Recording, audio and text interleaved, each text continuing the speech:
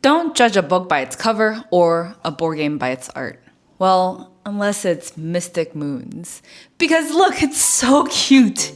How can you resist these cat witches brewing potions under the moonlight? Well, we couldn't, but maybe we should have. Everything you see here is in the deluxe edition from the crowdfunding campaign. We'll talk about this later. In Mystic Moon, 2 to 4 cats compete against each other to be the Supreme Witch, which means you have the most star power at the end of 5 rounds. To brew potions, first you need ingredients. Thankfully, they seem to grow quickly in the circular garden. Take the witch's hat and place it in one of 12 spots, collecting all ingredients in that spot as well as both adjacent to it. If there's a bonus glyph on the spot you chose, you get that too, like an extra ingredient or star power. Before you head back to your hut, it's a quick detour to the Elder Witch's shop, where you can trade 2 of the same ingredient for another ingredient. Or more importantly, where you can buy recipes using star power. Yes, your victory points at the end of the game is also your currency, so spend wisely. And since your bag can only hold 10 ingredients, you'll need to discard any excess before returning back home. Once you're home, now you can get brewing. You can place ingredients into your cauldron to make patterns depicted on your recipes. Some recipes you can rotate, and some are fixed. You can make multiple of the same potion too. But witches still need to respect gravity because ingredients fall to the bottom of the cauldron, Tetris style. For every potion you make, you can get that amount of star power and activate its special ability. There's a few other things like the wild ingredients or the frogs that let you steal ingredients from another person. Some potions will also let you plant poisonous mushrooms in other people's cauldrons to mess them up. And there's a little bit of asymmetry since each cat witch has their unique abilities. The first thing we love is how smooth the gameplay is. It makes a lot of sense that when you're trying to brew a potion, well, first you gotta get some ingredients, maybe trade for things that you don't have, and then finally chuck them in a pot. It was super easy to learn, which meant that we could really focus on the cauldron puzzle, even on the first game that we played. Or for some of us, focusing on how to mess up someone else's cauldron puzzle. We also thought that star power being both your money and end goal added extra depth nicely because it made you really consider whether another recipe was worth it. Should you stick with your early game recipes for the rest of your game, or do you switch it out with something better but at an extra cost? You can go one step further and even calculate the chances that you'll draw a specific ingredient based on what's shown in the garden and the player's satchels. So maybe that juicy recipe isn't worth it when you know you're gonna have a hard time getting the necessary ingredients to brew it. For some of you, this is gonna cause some serious analysis paralysis. With so many options at every turn, you can almost calculate the most optimal move every round.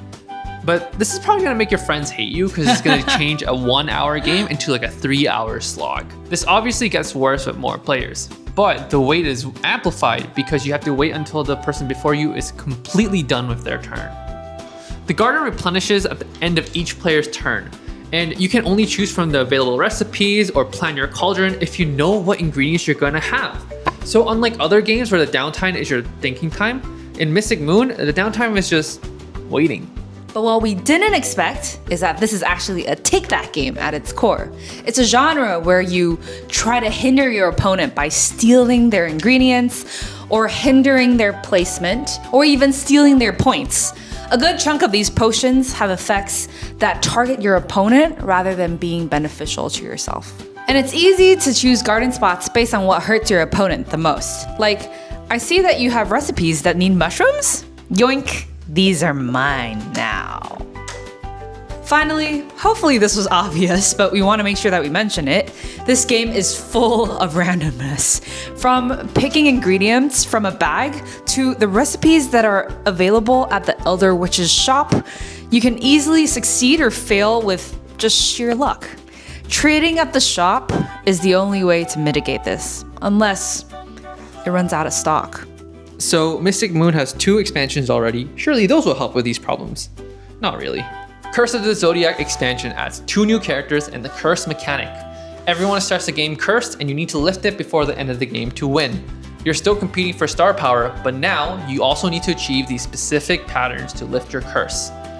Every round there will be a negative effect that limits what you can do.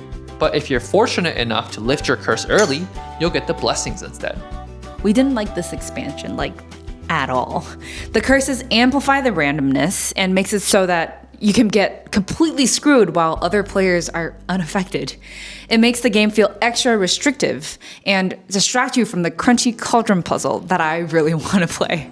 It also tends to waste a single turn because you have to match this 5-ingredient pattern just to lift the curse.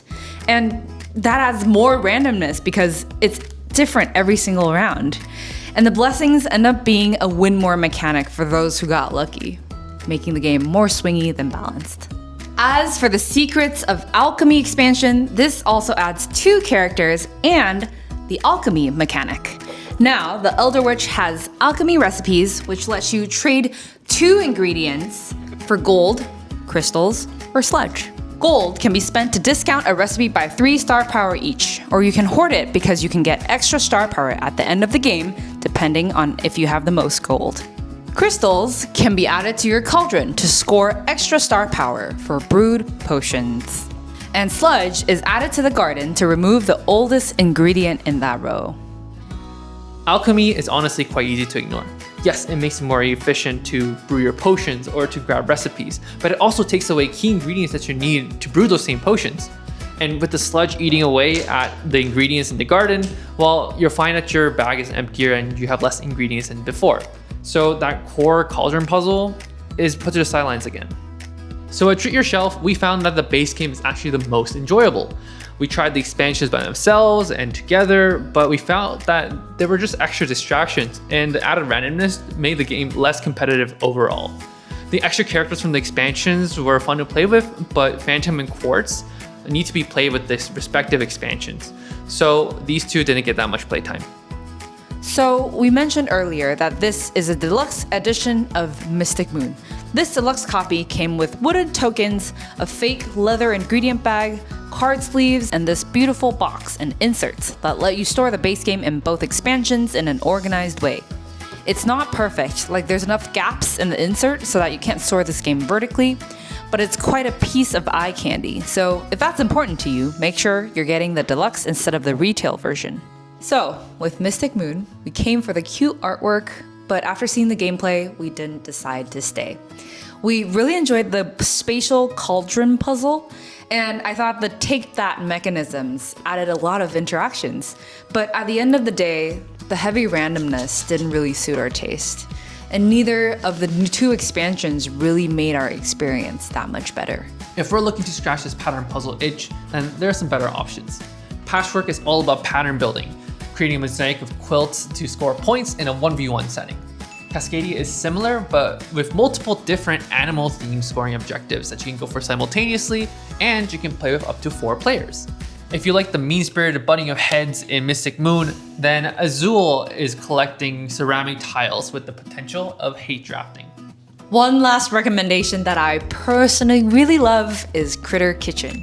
Here, you're competing in a cooking competition, and just like Mystic Moon, you're competing with other chefs to gather ingredients and serve the best dish.